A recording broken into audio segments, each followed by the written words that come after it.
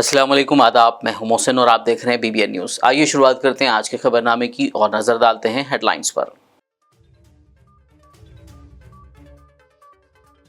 माह सियाम का हुआ आगाज, हर तरफ रमजान की रौनकें। भारत में कल जुमे को रखा जाएगा पहला रोजा।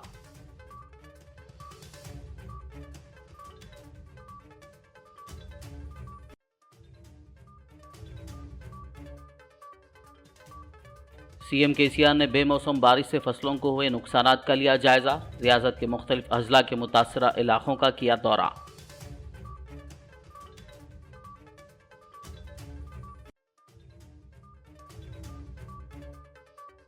केसीआर ने बारिश से मुतासरा किसानों के लिए 228 करोड़ रुपए की माली इमदाद का किया ऐलान। कहा, मरकज को नहीं भेजी जाएगी नुकसान की report.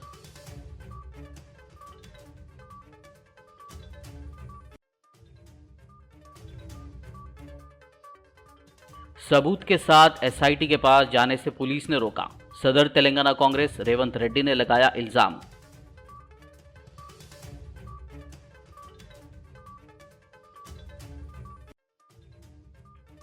Telangana union of working journalist IJU ने PIB हैदराबाद ऑफिस पर दिया धरना। सेफ जर्नलिज्म डे मनाते हुए आजादी सहाफत के तहफ्फुज़ और सहाफियों पर हो रहे हमलों को रोकने का किया मुतालबा।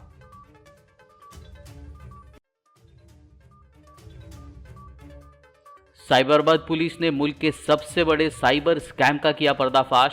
16 करोड़ अफराद के पर्सनल डाटा चोरी करने वाली गैंग गिरफ्तार। और अब खबरों की तफसील। माह सियाम अपनी रहमतों और बरकतों के साथ शुरू हो चुका है, जिसमें दुनिया भर के मुसलमान रोज़ों का एहतमाम कर रहे हैं। भारत में कल जुमे को पहला रोज़ा रखा जाएगा।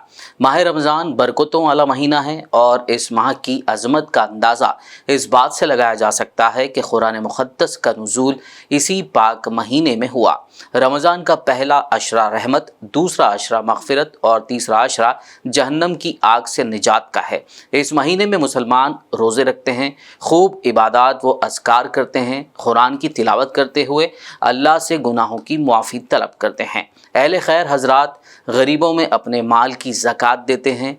ज़कात अल्लाह की जानिब से एक ऐसा निज़ाम है जिसमें मालदार हज़रात अपने अतराफ़ व अकनाफ़ के मुस्तहिक़ अफराद को ढूँढ कर उन तक इस ज़कात को पहुँचाते हैं, जिससे कि उनकी माली मदद हो जाए और बाद-ए-अज़ां वो लोग ख़ुद भी ज़कात देने के काबिल हो जाएं। BBN की पूरी टीम की जानिब से आप तमाम को रमज़ान की पुरखुलूस मुबारकबाद। BBN की पूरी टीम को अपनी दुआओं में याद रखिए। तेलंगाना रियासत में बेमौसम बारिश से फसलों को हुए नुकसानात का जायजा लेने के लिए वज़ीर आला के चंद्रशेखर राव ने आज मुख्तलिफ अजला का दौरा किया। हैदराबाद से हेलीकॉप्टर में रवाना होने वाले CM KCR ने सबसे पहले ज़िला मुस्तक़र खम्मम, फिर वरंगल, महबूबाबाद और करीमनगर में मुतासरा इलाकों का दौरा किया। इस मौके पर उन्होंने किसानों से बात की और फसलों के नुकसानात के बारे में दरियाफ्त किया। बाद-ए-अज़ां CM KCR ने मीडिया को बताया कि गैर मौसमी बारिश और ज़ालाबारी ने रियासत भर में 2,28,255 एकड़ से ज़्यादा फसलों को नुकसान पहुँचाया। इसमें 1,29,444 एकड़ पर मकई की फसल, 72,709 एकड़ पर धान और 8,865 एकड़ पर आम शामिल हैं। CM KCR ने किसानों को यकीन दिलाया कि हुकूमत उनकी हर तरह की मदद करेगी। అదే పొద్దాకైతే ఒక మనుషులను కూడా మర్చిపోతాం. ఈ నాని నీళ్ళు గట్ట బయట కాడికి వస్తారు, బయట కాడికి వస్తే ఇచ్చేది ఆ కేంద్ర ప్రభుత్వం అడిగే కానీ మనం కథానికి మనమే ఎకరానికి 10,000 రూపాయలు ఇస్తాను, ఇమీడియట్ ఇస్తాను, మళ్ళీ పంట తయారు. तेलंगाना के वज़ीर आला के चंद्रशेखर राव ने कहा है कि फसलों को हुए नुकसानात पर क़ब्ल अज़ीम मरकज़ को भेजी गई रिपोर्ट पर मरकज़ से कोई माली इमदाद नहीं की गई। CM KCR ने ऐलान किया कि मुल्क में पहली मरतबा सिर्फ तेलंगाना हुकूमत ही नुकसानात पर किसानों को फ़ी एकड़ 10,000 रुपये माली इमदाद फराहम करेगी। उन्होंने कहा कि जुमला 228 करोड़ 25 लाख रुपये रियासती हुकूमत जुमेरात की शाम को जारी करेगी और ज़िलाई हुक्काम के ज़रिए माली इमदाद की तकसीम जल्द अज जल्द शुरू की जाएगी। उन्होंने कहा कि माजी में तेलंगाना को फसलों के नुकसान की इमदाद जारी करने में नाकामी पर एहतजाज के तौर पर मौजूदा फसल के नुकसान की रिपोर्ट मरकज़ को नहीं भेजी जाएगी। सीएम ने कहा कि हम मरकज पर इन्हिसार नहीं करना चाहते क्योंकि उसे जवाब देने में कम से कम 6 माह लगते हैं। केसीआर ने मजीद कहा कि मरकजी हुकूमत से इमदाद ना लेने का फैसला इसीलिए लिया गया क्योंकि मोदी हुकूमत अपनी किसान मुखालिफ पॉलिसियों के लिए जानी जाती थी और माजी में रियासत की अपील उनके कानों तक नहीं पड़ी। 54 లక్షల ఎకరాల వరి సాగులో ఉంది। అన్ని రకాల పంటలు కలిస్తే దాదాపు 75 నుంచి 80 లక్షల ఎకరాల సాగులో ఉంది। అందులో ఒక వరి చేనే 56 లక్షల ఎకరాల సాగులో ఉంది। అంటే అగ్రికల్చర్లో వ్యవసాయంలో మంచి వృద్ధికి వచ్చినాము, మంచి దశకు వచ్చినాం। జీడిపి కూడా వ్యవసాయంతో మంచి లాభం జరుగుతుంది, మంచి లాభం ఉంది అని భారతదేశానికి ఒక పాఠం చెప్పే విధంగా కష్టపడి 4-5 సంవత్సరాలు 5-6 సంవత్సరాలు చేసుకొని రుజువు చేసినాం। రైతులు కూడా ఇప్పుడిప్పుడే కొంచెం అప్పులు కట్టి కొంచెం ముఖం తెల్లబడతాను కొద్దిగా గ్రామాలలో। ఆ పాత బాధలు పోయినాయి।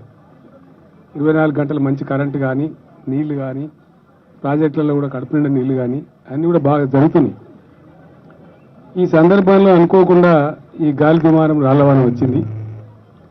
నేను హైదరాబాద్ నుంచే ప్రకటన చేయొచ్చు, ఖమ్మంలో ప్రకటించిన ఇంతకుముందు అక్కడ ఎకరానికి 3000 రూపాయలు ఇస్తారు వాస్తవంగా చెప్పానంటే, కానీ ఎకరానికి ఈరోజు మనం 10,000 రూపాయలు ఇవ్వమని చెప్పి నేను ఇంతకుముందే డబ్బులు శాంక్షన్ చేసినాం।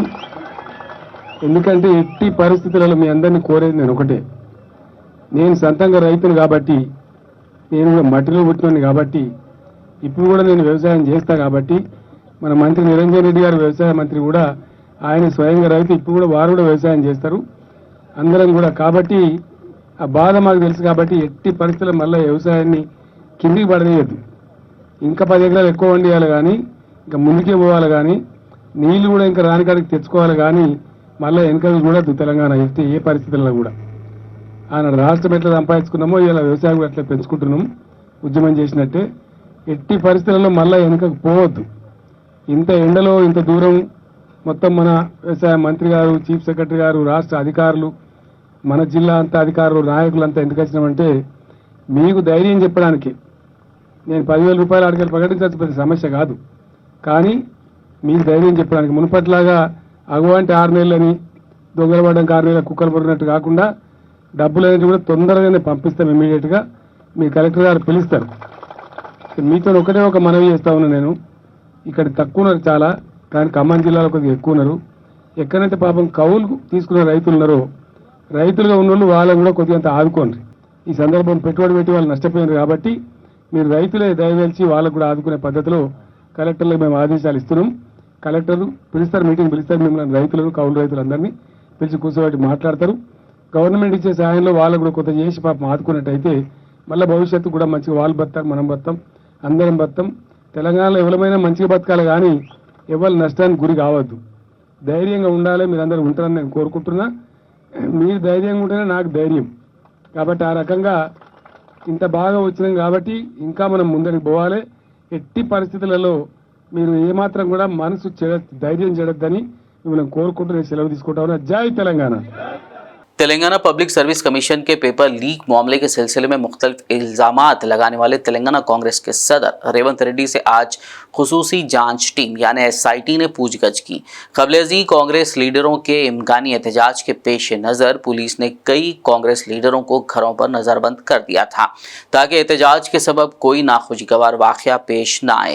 SIT के अहदेदारों ने TSPSC पेपर लीक होने पर इल्ज़ामात आयद करने के बाद रेवंत रेड्डी को नोटिस जारी की थी, जिसमें उनसे ख्वाहिश की गई थी कि वो 23 मार्च को SIT के सामने अपने इल्ज़ामात के सिलसिले में पेश हों।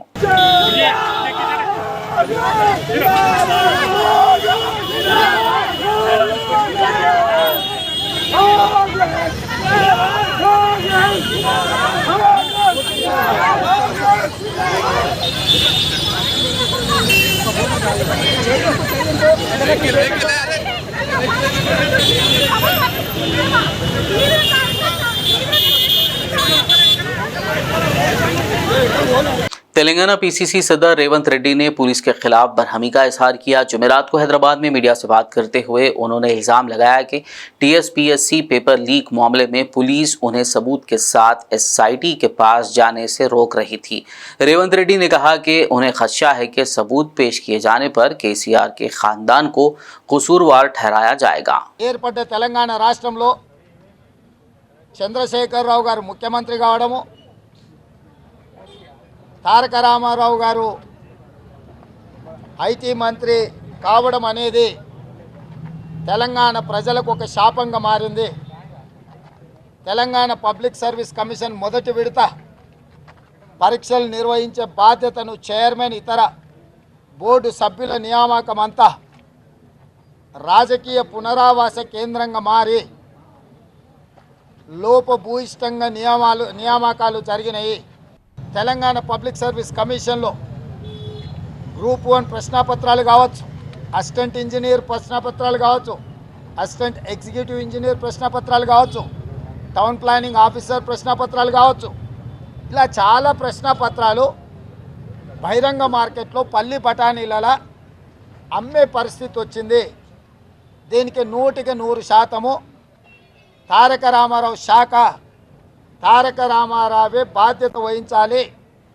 బాధ్యత కలిగిన తారక రామారావును మంత్రివర్గం నుంచి బర్తరఫ్ చేయడం ద్వారా Telangana public service commission chairman, secretary, confidential room section officer Shankar లక్ష్మిని వీళ్ళందరినీ కూడా విచారించి వీళ్ళందరినీ కూడా బాధ్యులుగా గుర్తించి జైలుకు పంపించాలని కాంగ్రెస్ పార్టీ డిమాండ్ చేస్తూ, అదేవిధంగా ఆ సంస్థలో పనిచేసే ఉద్యోగస్తులు ఈ పోటీ పరీక్షలు రాయడానికి అర్హత లేకపోయినా ప్రభుత్వ నిర్లక్ష్యం వల్ల చాలామంది తెలంగాణ పబ్లిక్ సర్వీస్ కమిషన్లో పనిచేసే అవుట్సోర్సింగ్ అండ్ రెగ్యులర్ ఉద్యోగస్తులు పరీక్షలు రాయడం ద్వారా నిబంధనలు ఉల్లంఘించారు.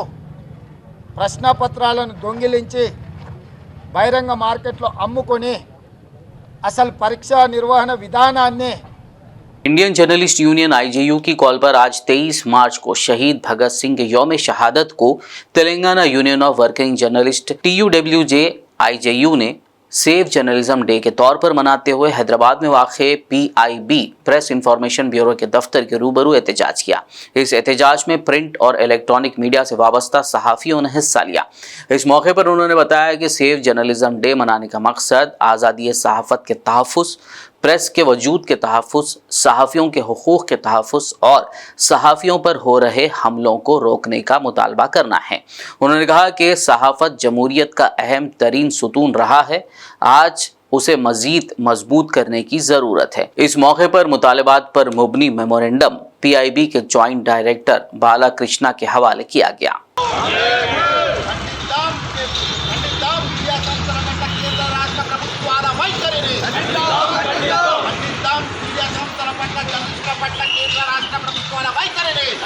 डिफरेंट इलीगल केसेस लगाकर उनको जेल में डाल देना, ये डालने से जर्नलिस्टों को ख़त्म करने से, केसा बनाने से हमको फ्रीडम मिल जाता, मीडिया का फ्रीडम को ख़त्म कर देना बोलकर आज सेंट्रल गवर्नमेंट हो और इंडिया में डिफरेंट स्टेट्स में ये एटीट्यूड चल रहा। ये एटीट्यूड को हम काउंटर करते हुए इंडियन जर्नलिस्ट यूनियन के काल पे आज हैदराबाद में प्रेस इंफॉर्मेशन ब्यूरो ऑफिस में एक रिप्रेजेंटेशन किए। उसमें हम बहुत कुछ डिमांड के साथ और रिप्रेजेंटेशन दिया गया है। स्पेशली आज इंडिया में आप देख रहे हैं कैसी हालत हो गई। एक जर्नलिस्ट एक फ्रीडम ऑफ प्रेस को फ्रीडम ऑफ एक्सप्रेशन नहीं करने का एक नौबत आई यहाँ पर। सिर्फ हमारे कंट्रोल में, हमारे मुट्ठी में जो रहेंगे वही जर्नलिस्ट रहते। शहर हैदराबाद के हल्के असेंबली कारवान से मजलिसी MLA कौसर मोहिउद्दीन ने आज शेखपेट MRO और दीगर अमले के हमरा हकीमपेट के एक फंक्शन हॉल में शेखपेट मंडल के तहत शादी मुबारक स्कीम के मंजूरा 185 चेक्स दरखास्त गुजारों में तकसीम किए। इस मौके पर मजलिस पार्टी कॉरपोरेटर हारून फरहान, सीनियर कायदीन और सरगर्म कारकुनान के अलावा इस्तीफादा कुनिंदगान की कसीर तादाद मौजूद थी।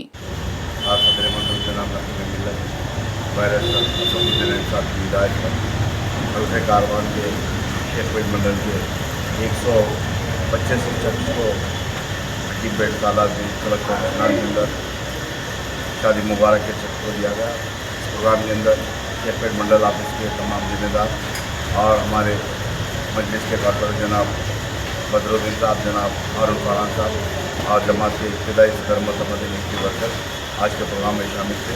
इंशाअल्लाह अल-करीब के अंदर चाहे वो आसिफ नगर हो या गोलगुंडा मंडल हो और कई चर्च शादी मुबारक के शेखपेट मंडल के बच्चे थे, इंशाअल्लाह वो भी 2-3 दिन के अंदर जो भी बच्चे हुए उन तमाम चर्च को नहीं दिया जाएगा। मैं इस मीडिया के जरिए आवाम से अपील करता हूँ कि आपके जो भी मसाइल रहेंगे या आप मुझको या मेरी जमात के सदर मोहम्मद को या मेरे कॉर्पोरेटर्स को बताइए, इंशाअल्लाह आपके मसाइल पर करने की पूरी कोशिश। हैदराबाद जिला अखिलियती बहबूद ऑफिसर इलियास अहमद ने आज मीडिया से बात करते हुए शहर की 2 तारीखी मक्का मस्जिद और शाही मस्जिद में रमज़ान के लिए किए गए इंतजामात पर रोशनी डाली। अस्सलामु अलैकुम रहमतुल्लाहि व बरकातहू। मेरा नाम Mohammad Ilyas Ahmad, district minorities welfare officer हूँ और अल्हम्दुलिल्लाह माइनॉरिटी वेलफेयर के जो है तहत मक्का मस्जिद और रॉयल मस्जिद जो है इनका इंतज़ामात डायरेक्ट माइनॉरिटी वेलफेयर के कंट्रोल में है और अल्हम्दुलिल्लाह बहुत से इंतज़ामात हुए ताकि मुसल्लियों को सहूलत हो और किसी किस्म की जो है इनको तकलीफ़ ना हो। हर एतबार से मुकम्मल कोशिश की गई। रास्त निगरानी कमिश्नर जनाब बी शफ़ीउल्लाह साहब की निगरानी में और नए जो है जानिमाज़ भी दोनों मस्जिदों को मुहैया किया गया और वज़ू का जो है इससे पहले रिसाइकलिंग होती थी और क्या है कोविड मेजर्स में जो है पानी वज़ू का पानी भी सही होना चाहिए, तो उसका ट्रीटमेंट प्लांट भी जो है अल्हम्दुलिल्लाह दुरुस्त हुआ और बाजू के जो है ग्लासेस थे वो भी जो है बदले, कुरान के रैक्स जो है वो जो है पॉलिश करवाए और बहुत पुरानी जो है 400 साल क़दीम तोगरे थे हमारे पास मक्का मस्जिद में, उसको भी जो है हम पॉलिश करके लगाए हैं और जैसा कि बारहा आप सुन रहे हैं कि अच्छे से मॉडर्न इक्विपमेंट भी मुहैया करे हैं और दूसरे जो काम है अभी इंशाल्लाह जो है वो हेरिटेज वालों की जो है मंजूरी के साथ मकबरे के काम है, यहाँ सारे मुबारक का काम है, इंशाल्लाह वो भी करेंगे। और आज दोनों मस्जिदों के स्टाफ को नया ड्रेस भी ड्रेस दिए और इस अब तक हर साल मक्का मस्जिद में 1000 केजी जो है खजूर देते थे, अब के 1200 खजूर और रॉयल मस्जिद में 300 किलो देते थे, अब 400 किलो दे रहे और वहाँ पे भी शेड का इंतज़ाम है, सब अल्हम्दुलिल्लाह पूरा मुकम्मल है। इंशाल्लाह आज की तरावी जो है इंशाल्लाह मुसलमान वहाँ पे जो है सहूलत के साथ अदा करेंगे। खबरनामे में फिलहाल लेंगे एक ब्रेक, मुलाकात होगी इस छोटे से ब्रेक के बाद।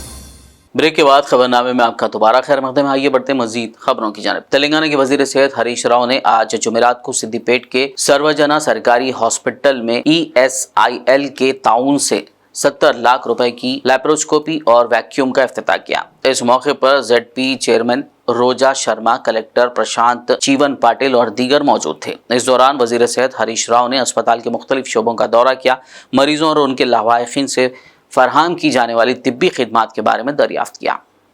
ఇప్పుడు మనం సిద్దిపేటలో చూస్తే జిల్లాలో 99.9% ఇన్స్టిట్యూషనల్ డెలివరీస్ ఉన్నాయి. ఆ 0.1% అక్కడక్కడ 108లోనో ఇంటి దగ్గర జరుగుతూ ఉన్నాయి. ఆ 0.1% కూడా తగ్గించి let us drive towards 100%. Now we are doing 99.9%. In this 99.9%, 66% 66% government institutional deliveries ఉన్నాయి. రిమైనింగ్ 33.9% ప్రైవేట్ ఇన్స్టిట్యూషనల్ డెలివరీస్ ఉన్నాయి. సో ఈరోజు కలెక్టర్ గారితో కూడా నా request, I think DMHO is not here, is on other programme. Today I went to a village Ganpur in Nangunur mandal. a village called Ganpur in Nanganur Mandal. So I was interacting with Asha and Nenu. ఆ ఇద్దరితో మాట్లాడుతుంటే I was asking her last month ఎన్ని deliveries జరిగాయి మీ గ్రామంలో. She said 5.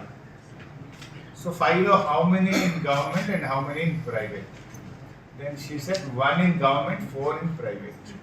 Film RRR के गाने नाटू नाटू के लिए ऑस्कर अवार्ड जीतने वालों में से एक राहुल सिपलिगंज को रियासती वजीर सिनेमाटोग्राफी तलसानी श्रीनिवास यादव ने तहनीत पेश की।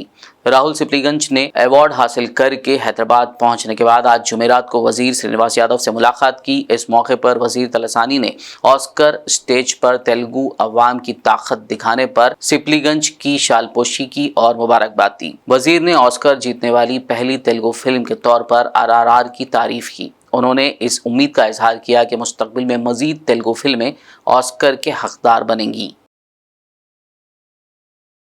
Adilabad municipal vice chairman Zaheer Ramzani ने तमाम आलम इस्लाम बिलखुसूस शहरियान आदिलाबाद को मुक़द्दस महीने रमज़ान की मुबारकबाद पेश करते हुए रमज़ानुल मुबारक के दौरान ज़िक्र व इबादत का खूब एहतमाम करते हुए मुबारक महीने में अनवारात व बरक़ात से इस्तिफ़ादा हासिल करने की अपील की। Municipal vice chairman Zaheer Ramzani ने MLA कैंप ऑफिस में मीडिया से बात करते हुए इन ख़यालात का इजहार किया। तमाम आलम इस्लाम को रमज़ान की मुबारकबाद और शहरान आदिलाबाद को भी रमज़ान मुबारक की ख़ास मुबारकबाद देते हुए मैं आज आदिलाबाद शहर के अंदर तमाम हिंदू मुस्लिम सब भाइयों को मिलकर जो है सो रमज़ान का जो महीना है उसको मनाते हुए गंगा जमुना तहजीब जो हमारे हिंदुस्तान की है उसको जो है सो लेके आगे चलते हुए इस माह मुक़द्दस महीने को जो है सो हम पाए तक पहुँचाएँगे इंशाल्लाह। और इसी ज़मन में आज से 2-3 दिन पहले कलेक्टर साहब के साथ MLA साहब के साथ जो मीटिंग हुई है वो मीटिंग के अंदर बहुत से चीज़ों को हमारे लोग तजवीज़ करे थे और बहुत अच्छा काम करेंगे बोल के जो कलेक्टर साहब ने कहा है। उसी ज़मन में म्यूनसिपालिटी की तरफ से जितने भी काम हैं वो कामों को जो है सो हम इंशाल्लाह चालू कर दिए। और कहीं पर भी अगर काम अगर कुछ बाकी है तो आप लोग हम तक जो है सो हमारी टीम तक जो है सो उसको पहुंचाइए, उसको हम तकमील करेंगे और उसका काम आगे बढ़ाते हुए उसको ख़त्म करेंगे। और ख़ास करके रमज़ान मुबारक नेकियां कमाने का महीना है, उसको हम हमारे नौजवानों को ताकीद करें और नौजवानों से ख़ास करके गुजारिश है कि टेबल सीट और रात में घूमने का जो चलते आ रहा है उसको जो सो ना करें। हमारा मज़हब इस्लाम है और हमारे मज़हब हमको जो बताता है उसी शरीयत की तरफ से जैसे भी जो हमको हमारे उलमाए दीन बताते हैं उसी तरीके से हमको रमज़ान गुजारना है। ऐसा ना हो कि हमारे ऊपर कोई तनकीद करे। लिहाजा बच्चों से नौजवानों से ख़ास करके वालिदैन से भी गुजारिश है कि अपने बच्चों को जो सो आप ताकीद करें और रात में जल्द से जल्द जो है सो घर पर आए और शहर में उठकर जो है सो सहर कर जो है सो उसके बाद जो भी रमज़ान के जो नेमतें जो बरकतें हैं वो हासिल कीजिए। और रात में जो दुकानों का जो होटलों का परमिशन दिया गया है उसको भी जो है सो आप दूसरी नाजायज़ तरीके इस्तेमाल ना कीजिए और जो काम है उसी काम की तरीके से आप आगे जाइए। और जो भी मसाइल है आदिलाबाद के अंदर वो हम तक पहुंचाइए। जोगरामाना साहब की जो टीम है वो टीम जो है आदिलाबाद में काम कर रही है।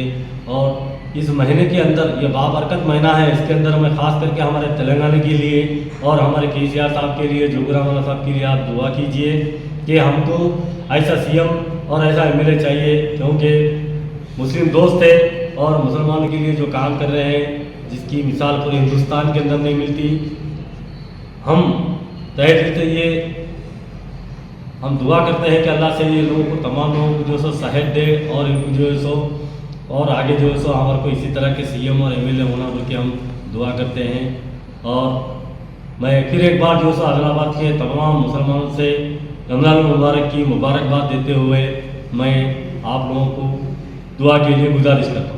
मुख्तलिफ मुसाबकती इम्तहानात में उर्दू तलबा को मटीरियल के अदम मौजूदगी से पेश आ रही मसाइल को देखते हुए मुधोल के मुतवत्तिन सैयद मोहसिन गवर्नमेंट टीचर ने दीगर ज़बान से ट्रांसलेट करते हुए उर्दू में किताब को शाया किया, जिसकी रस्म इजरा आज भैंसा में वाक़ मुस्लिम फंक्शन हॉल में अमल में आई। इस मौके पर मुख्तलिफ मेहमानों की जानिब से खिताबात करते हुए सैयद मोहसिन के इस इक़दाम की ज़बरदस्त सताइश की गई। आज हम बात कर रहे हैं भैंसा शहर। नाज़रीन, आपको ये बात जानकर बेनती है खुशी होगी कि जैसे बच्चे स्टडी कर रहे थे तेलुगु और इंग्लिश में, उर्दू का नामो निशान इस तालीम से ही मिटा दिया गया था।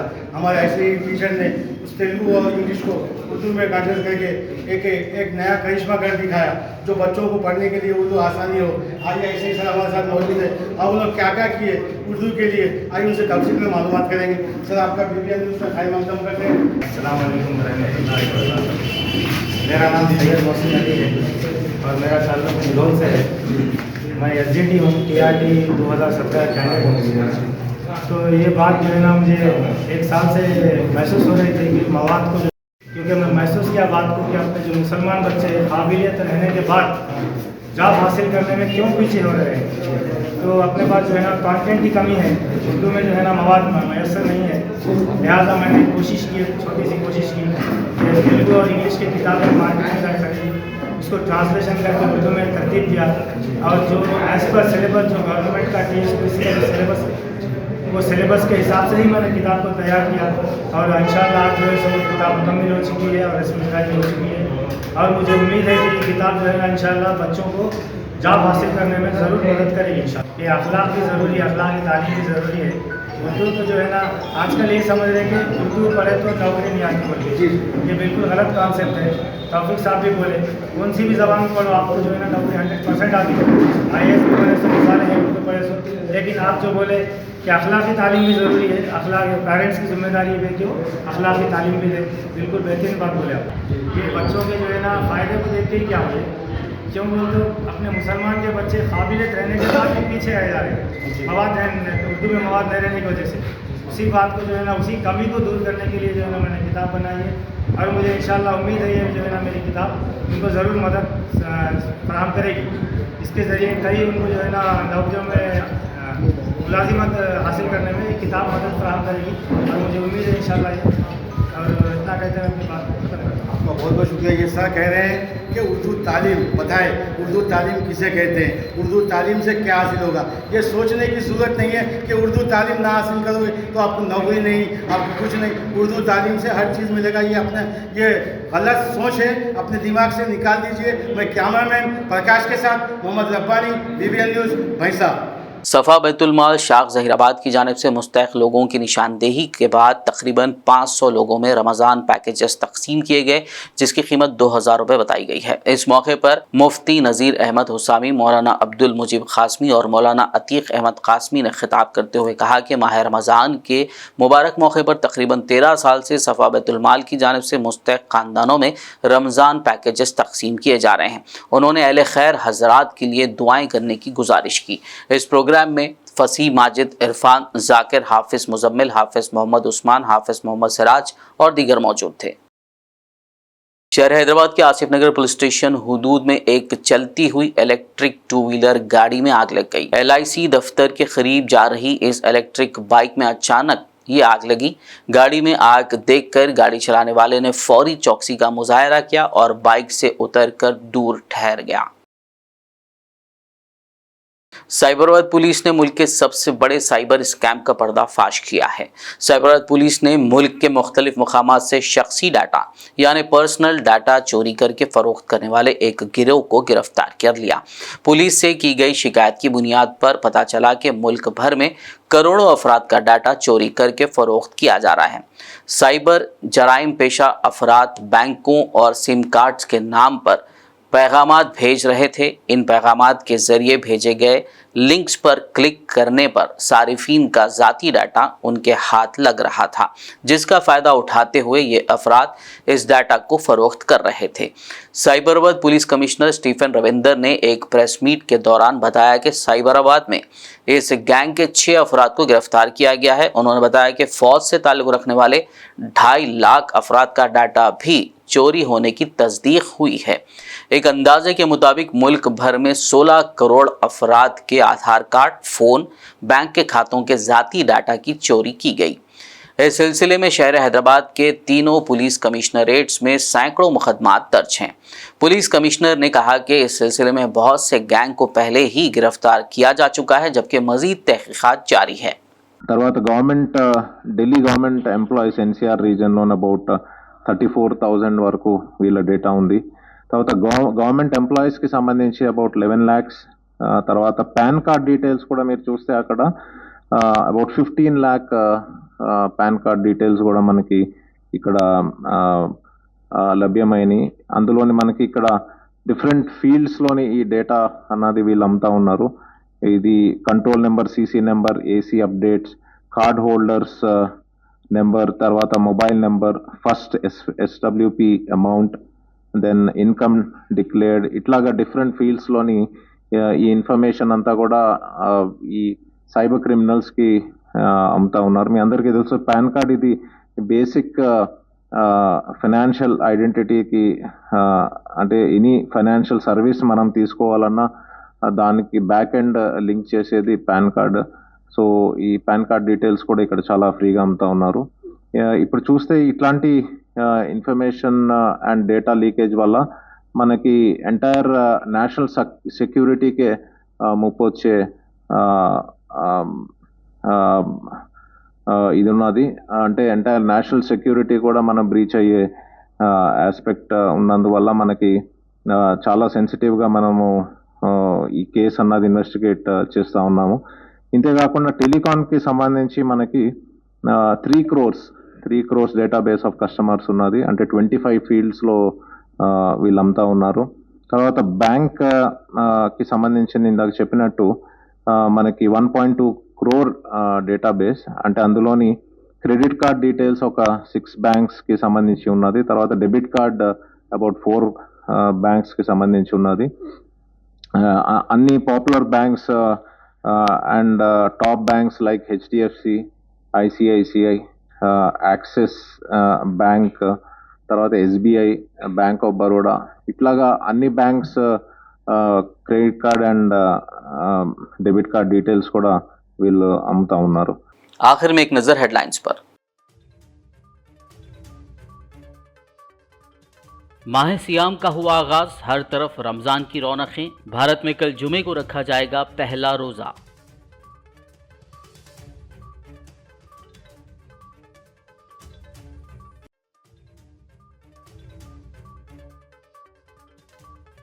सीएम केसीआर ने बेमौसम बारिश से फसलों को हुए नुकसानात का लिया जायजा। रियासत के मुख्तलिफ अजला के मुतासरा इलाकों का किया दौरा।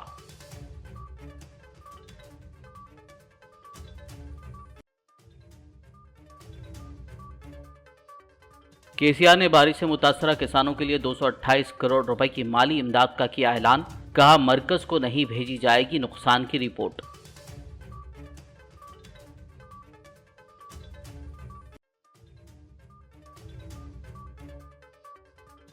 सबूत के साथ एसआईटी के पास जाने से पुलिस ने रोका। सदर तेलंगाना कांग्रेस रेवंत रेड्डी ने लगाया इल्जाम।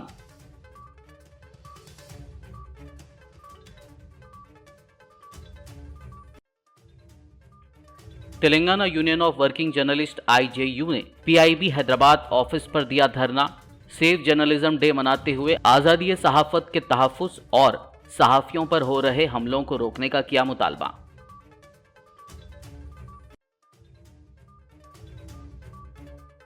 साइबराबाद पुलिस ने मुल्क के सबसे बड़े साइबर स्कैम का किया पर्दाफाश। 16 करोड़ अफराद के पर्सनल डाटा चोरी करने वाली गैंग गिरफ्तार। खबरनामे में फिलहाल बस इतना ही। ताज़ा तरीन अपडेट्स के लिए देखते रहिए BBN न्यूज़ यूट्यूब और फेसबुक पर मौजूद हमारे वीडियोस को लाइक और शेयर ज़रूर कीजिए।